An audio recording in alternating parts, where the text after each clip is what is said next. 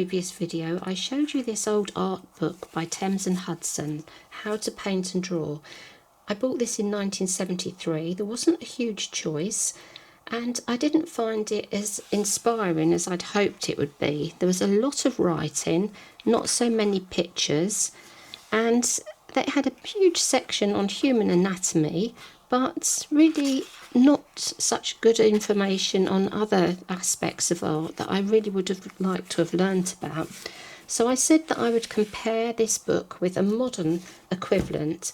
Now I only actually have one complete artist's manual in the modern equivalent, and I don't know why there doesn't seem to be as many around. There's a lot more specialist books than there used to be, but this is a very nice book by Collins, and I'm going to just show you the inside here.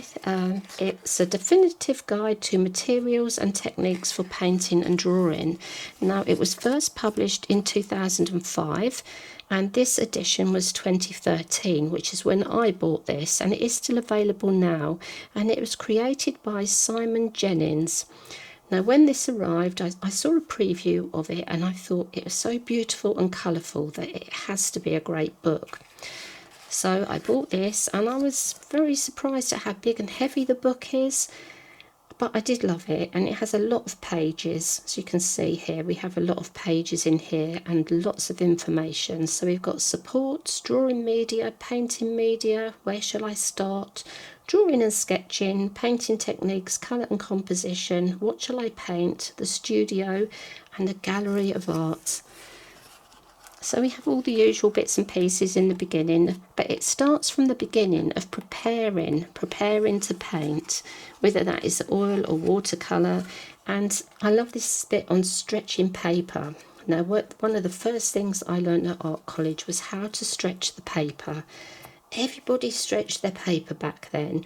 Nowadays there's a lot of heavier papers and they're maybe more affordable, but a lot of people don't stretch their papers now. But I really liked seeing that because it brought back so many memories of standing at the big sink and sticking your paper onto the boards.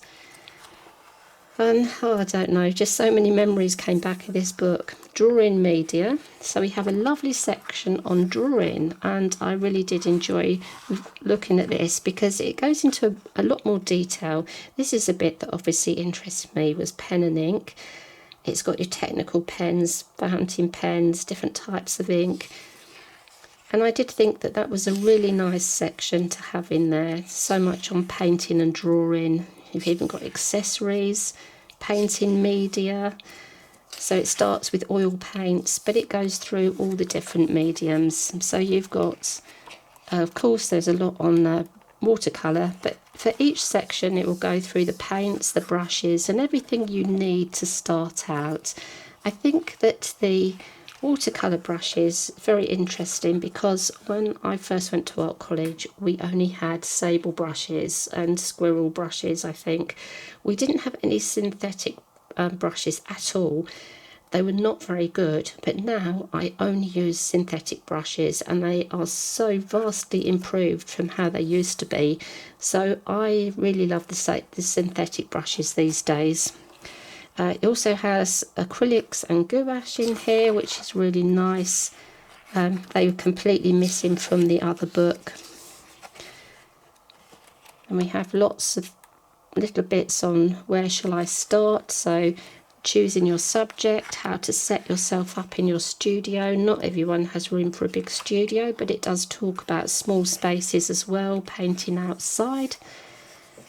And see if we can flick through a little bit here.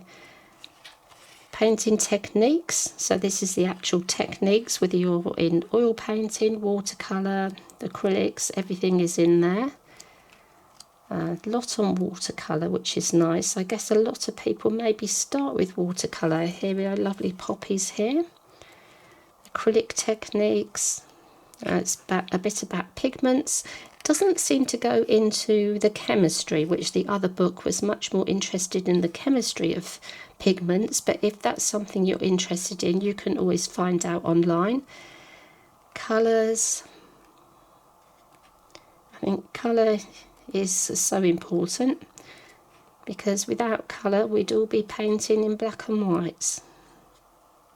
So what shall I paint? Now this is always, it can be very difficult when you start off painting. Some people naturally know they want to paint landscapes or still lifes or wildlife or portraits, but some people will just, they have a block and they want to paint but they don't know what to paint. And I think this has got a lovely section on what to paint. I really liked this three-dimensional painting here where it talks about shape and form and tone and creates this lovely lemon. And on this page it shows you the difference between dry brush, wet paint, paint from the tube, adding mediums. So you can decide whether you want to try a new technique. Once you've learned your basics, it explains all the different things that you can try once you've used the paint just straight from the tube with water.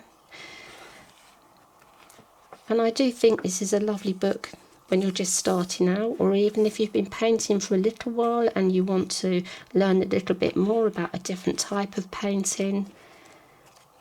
Some very lovely pictures. Lovely section on landscapes, weather, the sea, water, painting townscapes. It really does have a little bit of everything. Now you could buy lots of different books on different subjects, and I know a lot of people do, me included. But when you're just starting out, you don't know what your favourite subject's going to be, what type of paint you want to use. So I think that getting a book like this is always really helpful. And you can always get books on your specialist subject once you've learnt the basics. And this is the basics. It has a nice gallery in here of pictures to hopefully inspire you with different types of art and different styles of art. And then at the back it has something that I think is very interesting that I don't think I have seen in any other book. It says, this reference section contains invaluable information and is designed to back up the core of the book. Health and safety are featured together with advice on how to read a paint tube. And that's the bit I haven't seen, as far as I know, in any other book. I may have missed it in one or two books when I've been skimming through. But that is a really important thing when you're starting out, because there are a lot of things that are potentially dangerous when you're using different chemicals in art. And so it's important to know how to read the different symbols, how to keep yourself safe, and reading a paint tube. Now this is something that can be very confusing because you have to learn lots of new words like permanence, light fasteners, transparency, hue, shade, tone. And this basically shows you how to read a paint tube. So that is really good advice. And then it has a lovely glossary. And as I've mentioned, lots of terms that you might not have heard before. So this is all explained in ways that are very easy to understand. So you've got several pages of a glossary. And then you have the art materials suppliers.